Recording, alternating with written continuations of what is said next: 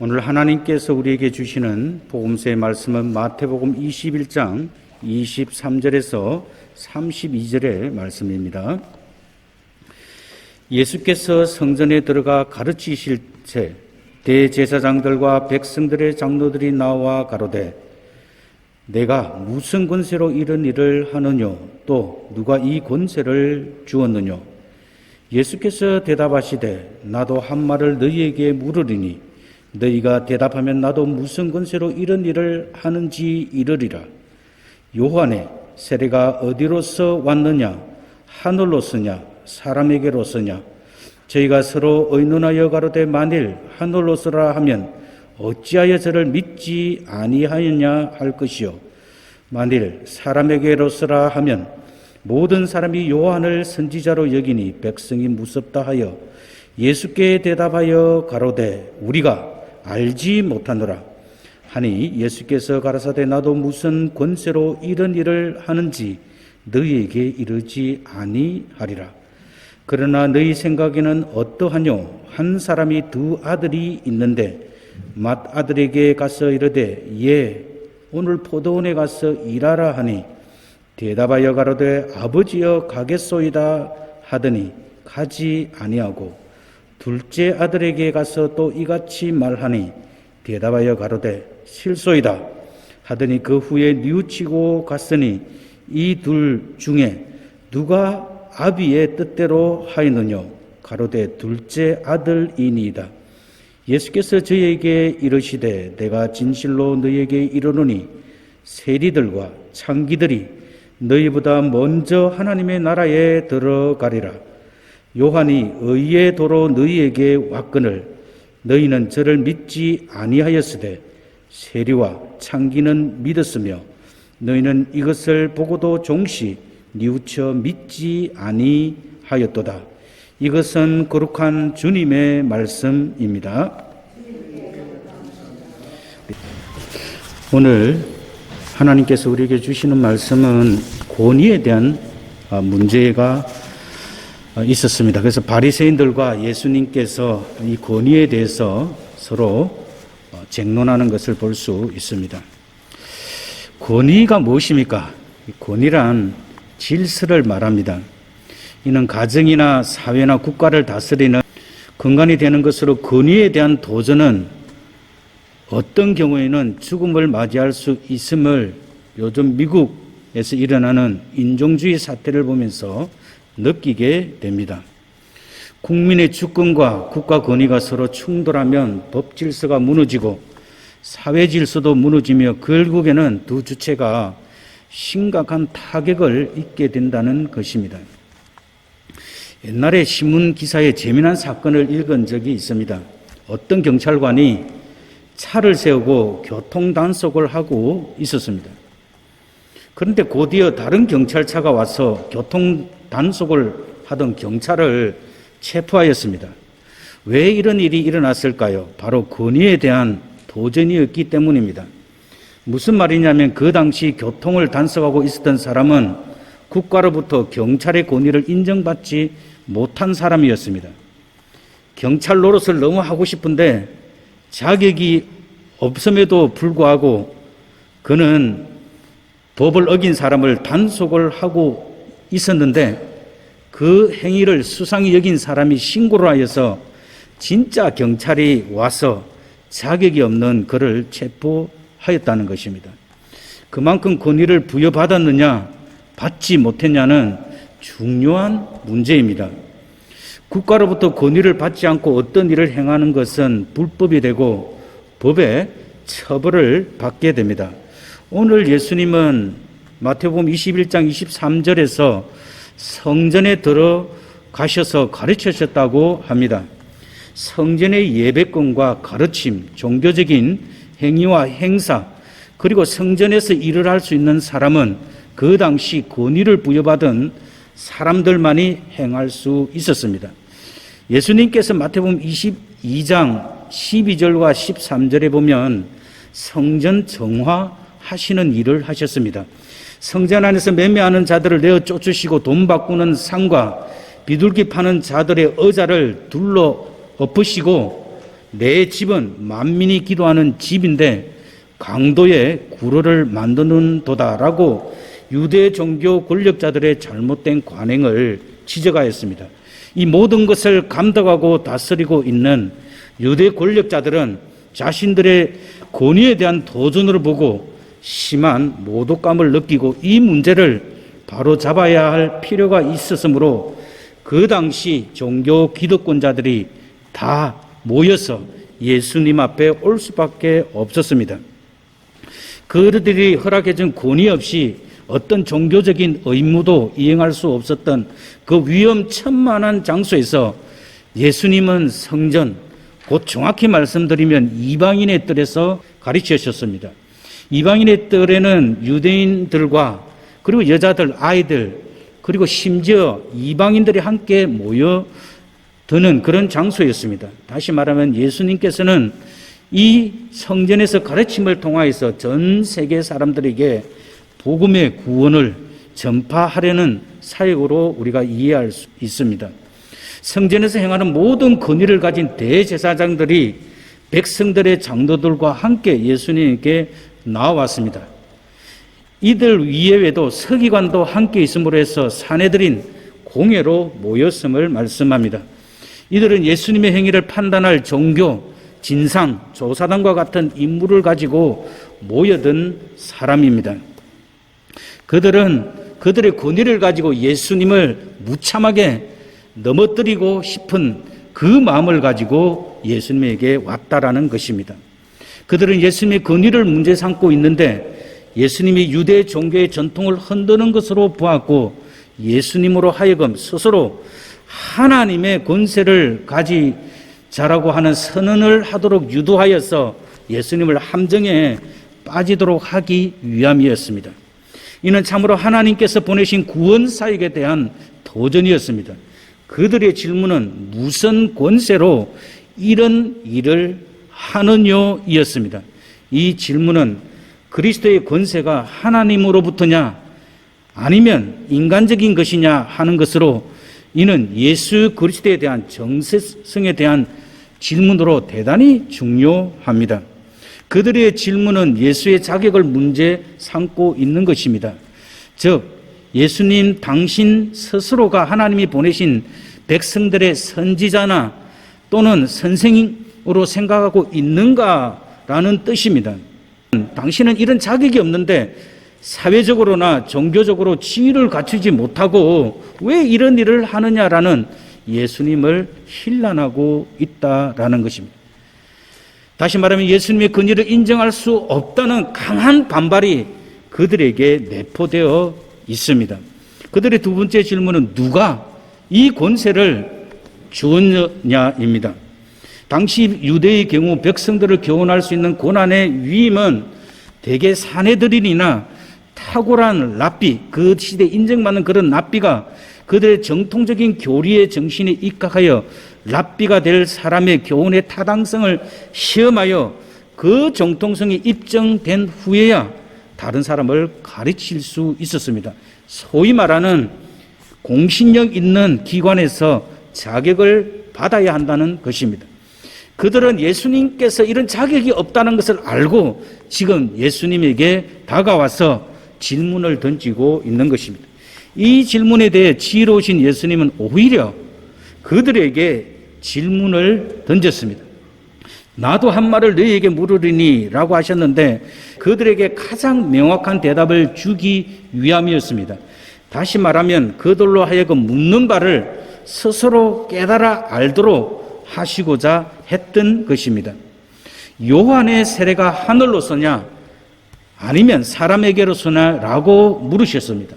세례 요한의 사역과 세례 요한과 예수님과 연결된 관계를 생각나게 하는 말입니다. 세례 요한은 그의 사역을 통해 참된 예언자로 그 당시 유대 사람들에게 인정을 받았습니다. 세례 요한의 사역에 있어서 가장 중요한 것은 공개적으로 예수님을 메시아로 선포했는데 사람들에게 예수님을 보라, 세상 죄를 지고 가는 하나님의 어린 양이라고 증거하였습니다. 이 예수님도 모든 권위가 바로 요한의 모든 권위가 하늘로서 온 것처럼 예수님도 모든 행위들이 다 하늘로서 왔음을 말하고 있다라는 것입니다. 여기에서 하늘로서라는 말은 원래 의미는 하나님에게로서라는 뜻입니다. 왜냐하면 유대인들은 하나님이라는 말을 직접 사용하지 않기 때문에 사용한 완곡한 표현입니다.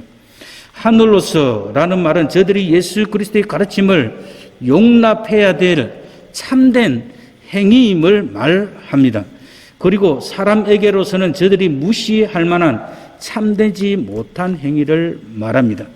요한과 예수 그리스도의 권위는 바로 하늘로서 하나님으로부터였습니다. 예수님의 권위를 정면으로 도전한 대제사장과 백성들의 장로들이 예수의 반격을 받아 스스로 딜레마에 빠지게 된 모습을 보여주고 있습니다. 예수님의 질문에 대답하기 위해 저들이 머리를 맞대고 서로 의논하는 가운데 심각한 논쟁이 있게 되었습니다. 하늘로서라 하면 어찌하여 저를 믿지 아니하느냐 할 것이요 라고 생각함으로써 예수님께서 대답하실 것을 미리 추측하여 그들은 예수님에게 대항하기를 원했습니다.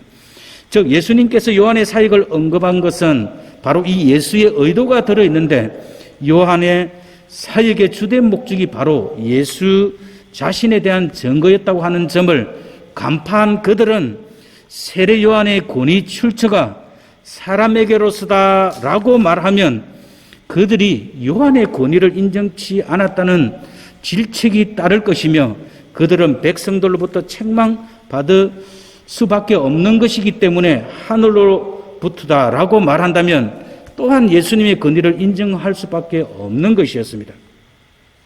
그런데 중요한 것은 그들이 무서워했던 것은 백성들의 평가였다라는 것입니다. 그들은 종교 지도자들입니다. 그들이 교만하고 어리석고 위선적인 모습을 단적으로 드러나고 있음을 볼 수 있는데 그들이 가장 무서워하고 두려워해야 할 하나님보다는 오히려 인간들의 눈을 무서워하였습니다. 따라서 그들의 궁색한 대답은 다 알고 있으면서도 우리가 알지 못하노라 였습니다. 참으로 그들은 예수님에게 당당하게 질문했던 모습은 온데간데 없고 위선적인 답변을 하고 있습니다. 모든 것을 알고 있는 그들이 모르는 척하는 것은 바로 위선적인 태도이고 이것은 하나님 보시기에 악한 것입니다. 예수님께서는 마태복음 5장 37절에서 너희 말은 옳다, 옳다, 아니다, 아니라 라고 하라고 말씀하시면서 이에서 지나가는 것은 모두가 다 악으로 쫓아나느니라고 말씀하셨습니다. 신앙의 문제를 완전히 관장하고 있는 사내들인 공회의 직무 중 하나가 참 예언자와 거짓 선지자를 가려내는 일임에도 불구하고 모르겠다 라고 하는 이들의 태도는 하나님 앞에 직무유기라고까지 말할 수 있습니다. 구약에서 이미 예언되어 있는 계시와 세례 요한의 증거를 거부함으로써 그들은 그들 자신이 스스로의 책임도 감당할 수 없는 자들임을 스스로 증명하고 만 것입니다. 그들의 궁색한 답변에 예수님께서는 나도 너희에게 이르지 아니하리라고 말씀하셨습니다. 그들은 예수님의 권위에 대한 질문을 제기했으나 예수님은 그들이 그런 문제를 판단할 수 있는 능력을 과연 가지고 있느냐를 문제 삼으셨습니다. 그러나 그들은 스스로가 참과 거짓을 구별할 수 없는 자들이라고 고백함으로 예수님께서 그들의 답변을 거부하실 수 있었습니다. 그러자 예수님은 여기에서 그 논쟁을 끝내지 아니하시고 한 비유를 들어서 설명을 해 주셨습니다. 그러면서 너희 생각에는 어떠하뇨? 너희들은 내가 말하는 것을 어떻게 생각하느뇨? 라고 질문함으로써 예수님이 하실 이야기에 대해서 그들이 관심을 가지게 만드는 것을 보여주고 있습니다. 다시 말하면 예수님은 새로운 이야기를 통하여서 사내들인 공회원들이 좀 더 객관적인 대답을 가질 수 있도록 유도하였습니다. 이것이 바로 하나님의 은혜입니다. 예수님은 한 비유를 들어 설명하였습니다. 한 사람이 두 아들이 있는데 라고 말씀하십니다. 두 아들과 포도원을 가진 그 사람은 바로 하나님을 말합니다. 한편 비유의 이 두 아들들에 대해서 맏아들은 율법과 의를 강조하면서도 세례 요한과 예수님의 가르침과 그 권위를 부인하는 유대 종교 지도자들과 율법주의자들을 말하며, 둘째 아들은 스스로 죄인임을 알고 죄를 얻기 위하여 예수께 나온 세리와 창기들을 상징하며, 또한 맏아들은 이미 선민으로 선택받았음을 자랑하는 유대인들을, 둘째 아들은 새 이스라엘 백성이 되려고 죽게 돌아오는 이방인을 상징한다고 볼 수 있습니다. 그러면서 오늘 포도원에 가서 일하라고 말합니다. 우리가 지난주에 배운 것 같이 포도원은 교회 또는 천국을 의미하며 그 포도원의 주인은 하나님이십니다. 오늘 가서 일하라라고 하는 하나님 아버지의 명령은 굉장한 긴박성을 띠고 있는 것으로 당장에 실천해야 될 그런 말이라는 것입니다. 아들들에게 이미 자기들이 어떤 계획이 있을 거 아닙니까? 그죠? 그럼에도 불구하고 그 계획은 무시되고 아버지의 명령을 먼저 따라야 할 것을 강조하고 있다라는 것입니다. 맏아들은 아버지여 가겠소이다 라고 하였는데, 그 말 자체는 아버지에 대한 존경과 순종이 표현되고 있는 대답임에는 틀림이 없습니다. 내가 틀림없이 가겠다고 하는 확신과 자발적인 의지가 내포되어 있습니다. 맏아들은 부르심이 있자 기다렸다는 듯이 즉시 응답하였습니다. 그러나 그 마음의 실상은 그 아버지의 말에 복종할 생각이 전혀 없었습니다. 이 모습은 바로 우리에게 적용해 보면 교회 안에서는 하나님의 뜻을 따르겠다고 맹세하고 또 눈물도 흘리고 하지만 교회 문턱을 나가면 그 충성 맹세를 이행하지 않는 우리의 위선적인 생활상을 잘 보여주고 있는 것입니다. 두 번째 아들은 그 아버지의 그 요청 앞에 실소이다 라고 대답을 하였습니다. 아버지의 면전에서 그 명령을 단호히 거절하는 이 표현은 어쩌면 하나님 앞에서 공공연한 죄로 인하여 하나님 앞에 설 수 없는 죄인들을 상징하는 말입니다. 사실 그에게 있어서 아버지의 명령은 이런 뜻이에요. 이미 자신이 계획된 일정이 있으므로 너무나 당황스러운 것이 되기 때문에 아버지의 명령보다는 내 일이 우선이다 라는 그 의미가 들어있으므로 싫다라고 대답을 했습니다. 그러나 우리가 싫다고 하는 이 거절한 태도는 하나님 앞에 대단히 잘못된 것입니다. 그러나 이 둘째 아들은 뉘우쳤고 포도원으로 갔다고 말씀합니다.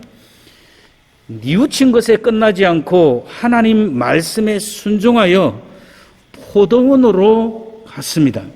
성경에서 뉘우치다라는 말은 회개로 마음과 생각과 의지의 변화가 일어난 것을 말합니다.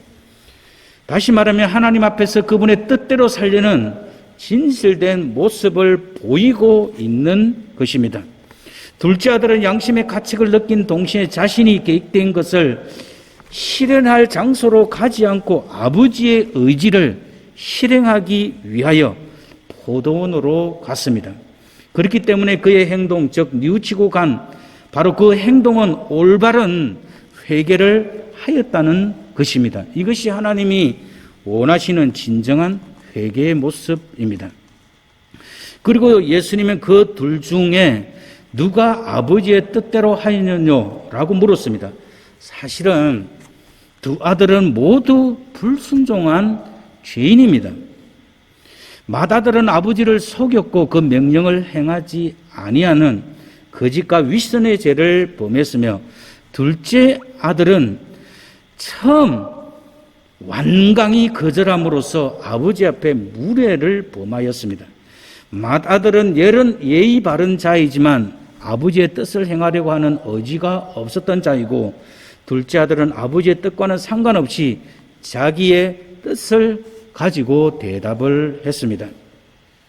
예수님께서 이 물음을 유대 종교 지도자들에게 제기하심으로 그들 스스로 답변을 통해 스스로를 정죄하도록 선언하셨습니다. 그러면서 세리와 창기들이 먼저 하나님의 나라에 들어가리라고 하셨습니다. 사실 이것으로 끝나면 참 좋았을 뻔했는데 이 바리새인들과 서기관들을 향해서 이 말을 더 붙였습니다. 다시 말하면 바리새인과 서기관, 사두개인 그리고 종교 지도자들에게는 그들 스스로 이 말을 들었을 때 굉장히 모독감으로 들리는 그런 말이었습니다. 그 당시 세리와 창기들은 일종의 이스라엘의 천민 계층으로 그들은 완전한 죄인들이요 사회에서 인정받지 못한 삶을 사는 자들이었습니다. 그런데 그런 자들이 천국에 들어간데 지금 백성들에게 존경을 받고 또 사람들이 모두가 다 우러러보는 너희들은 못 간다라고 그렇게 말씀하시므로 이들은 더 큰 딜레마에 빠진 것을 볼 수 있습니다. 다시 말하면 공식적으로 하나님 나라에 갈 수 없는 그들은 버림받은 자들인데 예수님은 천국에 들어간다고 말씀하시므로 백성들로부터 존경받던 종교 지도자들은 세리와 창녀들보다 못하게 취급을 하였습니다. 아마 이 말을 듣는 백성들도 그들의 잘못까지 지적하는 것은 맞지만 그렇다고 세리와 창녀보다 못하다고 하는 것은 좀 예수님이 지나친 것이 아닌가라는 그런 생각을 했을 것 같습니다. 그런데 예수님이 천국에 들어갈 수 있다고 말씀하신 그들은 정말 문제가 많은 사람들로 오늘날로 치면 범죄자들입니다. 사회적인 지탄의 대상이 되는 사람들이었습니다. 평생 세리와 창녀로 살아온 그들의 행동이나 말투, 삶이 어땠을까를 한번 생각해 보십시오. 누구든지 이런 사람들과 어울려서 함께 산다라는 것은 참 어려운 일인 것 같습니다. 그러면 우리가 이 중요한 질문을 해봐야 됩니다. 왜 예수님께서 상식적이지 않는 이 말씀을 하신 것일까요? 기존의 모든 권위를 무조건 부정하기 위함이기 때문일까요? 아니면 그 사회 하층민들에 대한 그 불쌍함을 느끼셔서 그들의 편을 들어주고 싶었기 때문일까요? 여기에는 하나님께서 사람들을 어떻게 평가하는지에 대한 기준을 확실히 보여주고 있습니다. 즉 기존의 유대 전통과 하나님, 즉 예수님의 생각이 사람을 평가하는 기준이 다르다라는 것입니다. 우리는 누구의 평가를 더 중요하게 생각해야 될지를 우리는 결정해야 합니다. 우리가 분명하게 해야 될 것은 세리와 창녀의 행동이나 삶이 종교 지도자들보다 더 옳았다는 것을 말씀하는 것이 아니다라는 것입니다. 그들의 삶이 잘못된 것은 잘못된 것입니다. 그러나 가장 중요한 예수님이 그들을 더 높이 평가한 것은 바로 하나님 나라에 들어갈 수 있는 구원의 문제에서는 이 세상에서 얼마나 바르게 살았는가로 평가되지 않는다는 것입니다. 구원의 문제는 하나님이 평가하시는 절대적인 기준이 있는 것입니다. 세상 평가는 상대적이기 때문입니다. 종교 지도자들과 세리와 창기의 삶을 비교해 보면 이것은 확실히 드러나는데 그 핵심은 바로 회개에 있다라는 것입니다. 종교 지도자들은 자신들의 종교적인 행위를 통하여서 하나님의 백성들이 되었다고 생각하였습니다. 일면 맞는 말입니다. 우리들도 바리새인들이나 서기관처럼 신앙적인 행위는 최선을 다하여야 합니다. 왜? 이것이 하나님의 뜻이기 때문입니다. 그러나 이것으로는 하나님 나라에 들어갈 수 없다는 죄인이라는 사실을 아는 것이 하나님 앞에 더 중요하다라는 것입니다. 따라서 예수님은 세리와 창기들은 하나님 나라에 들어가기를 원하는 그들에게 진정한 회개가 있었기 때문임을 말씀하고 있습니다. 유도의 지도자들은 이 점을 간과하였다라는 것입니다. 그래서 예수님은 너희들이 온전하다고 생각하는 종교적인 책무를 행함으로 하나님 앞에 온전히 의로울 수 없다는 것을 모르는 너희는 하나님 나라에 들어가지 못하리라고 말씀하시므로, 이것은 그들을 비판하고 판단하고 내어버리는 그런 말이 아니라 그 열심히 살고 있는, 신앙적으로 열정을 가지고 살고 있는 그 유대 지도, 종교 지도자들을 향하여서 진정한 회개를 촉구하고 있다라는 것입니다. 먼저 회개하는 자가 천국에 들어가게 됩니다. 이것이 하나님이 복음을 통하여서 우리를 부르시는 부르심이라는 것입니다. 따라서 나중에 회개하는 자들도 너무 늦은 경우가 아니면 천국에 들어갈 수 있다라는 사실을 말씀하고 계십니다. 이것은 천국에 들어가기에는 부족함을 알고 회개하는 마음을 갖는 것이 우리를 향한 예수님의 마음이고 하나님 아버지의 마음입니다. 그러면서 예수님은 다시 요한의 이야기를 꺼냈습니다. 요한은 의의 도로, 즉 회개하라, 천국이 가까웠다, 그의 하나님 나라 선포를 너희는 바리새인들과 종교 지도자들은 믿지 아니하였으나, 듣기는 들었는데 믿지는 않았어요. 여전히 그들은 하나님 나라는 자기들이 종교적인 책무와 의무를 다함으로 들어간다고 생각했습니다. 그러나 세리와 창기들은 도저히 하나님 나라에 들어갈 수 없으니 그 세리 요한의 그 복음을 듣고 믿고 회개하였다는 말을 하고 있습니다. 예수님의 이 핵심이 바로 여기에 들어 있습니다. 너희는 이 모든 것을 다 보고도 회개, 즉 전혀 뉘우치지 아니하였다라고 말씀하셨습니다. 요한은 그의 복음의 메시지가 분명했습니다. 회개함으로 죄인들이 하나님 나라에 들어가는 길을 가르쳐 주셨습니다. 예수님은 요한이 가르친 의의 도는 무엇이 옳은가에 대한 하나님의 뜻을 전파함으로 의로운 일을 행한 자, 즉 의인이었다고 요한을 증명해 주고 있습니다. 의가 무엇입니까? 의는 하나님의 뜻을 수행하는 것을 의미합니다. 따라서 요한이 회개의 길을 선포함으로 의의 길을 걸었으며, 그런 요한의 사역과 죽음도 어려운 것이며, 또한 요한이 증거한 예수 그리스도의 사역도, 즉 인류를 구원하시기 위해 십자가에서 죽으신 그 또한, 이 길 또한 의의 길임을 말씀해 주고 있습니다. 따라서 의인은 하나님의 말씀을 따라 살아야 할 뿐만 아니라 더 나아가 예수 그리스도를 믿고 그만이 유일하게 우리를 구원하실 유일한 구원자로 우리의 죄를 회개함으로 영접하는 것을 말합니다. 오늘 예수님의 말씀의 핵심은 진정한 회개를 촉구하고 계십니다. 여러분은 정말 하나님이 원하시는 회개를 하였습니까? 그렇다면 그 회개에 합당한 삶을 살고 있습니까? 그 시대 종교 지도자들은 자신들의 신앙의 의무를 행함으로 구원을 받고 하나님의 백성이 되었다고 생각했습니다.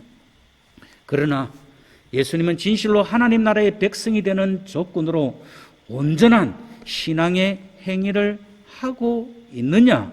그렇게 물으시면서, 그렇다면 여기에 반드시 포함이 되어야 될 것이 하나님 앞에 진정한 회개가 반드시 요청된다는 말씀을 하고 있습니다. 천국에 누가 들어갑니까? 회개하는 자들만이 천국에 들어갈 수 있는 온전한 자격을 얻는다고 예수님께서 그 유대 종교 지도자들을 향해서 힘주어 말씀하고 계십니다. 우리도 하나님 앞에 이 요구를 받아들여서 진정한 회개를 통하여서 하나님 나라의 백성이 되시길 주님의 이름으로 축원합니다. 기도하도록 하겠습니다. 살아계신 하나님 아버지, 참으로 감사합니다. 오늘 우리가 예수님께서 성전에서 가르치시면서 하셨던 그 말씀의 결론은 우리가 온전한 신앙의 행위를 통하여서 하나님 나라에 들어가는 것이 아니라 우리가 그렇게 하고도 부족하여서 여전히 우리 죄를 깨닫음으로 하나님 앞에 회개함으로 천국에 들어갈 수 있다라는 사실을 우리가 배웠습니다. 하나님, 우리의 삶이 늘 하나님 앞에 참으로 뉘우치며 하나님의 뜻대로 사는 삶이 될 수 있도록 주님께서 도와주시고 하나님 앞에 더 거룩한 삶을 살아가는 저희들이 될 수 있도록 주께서 도와주시옵소서. 예수 그리스도를 통하여서 우리가 오직 구원받았음을 다시 한번 감사드리며 우리의 삶이 주님 보시기에 기뻐하고 거룩하고 온전한 삶이 될 수 있도록 주께서 인도해 주시옵소서. 감사합니다. 예수님이 귀하신 이름으로 기도드립니다. 아멘.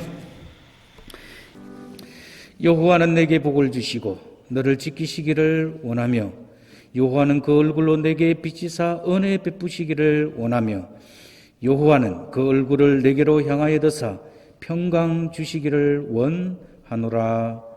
아멘.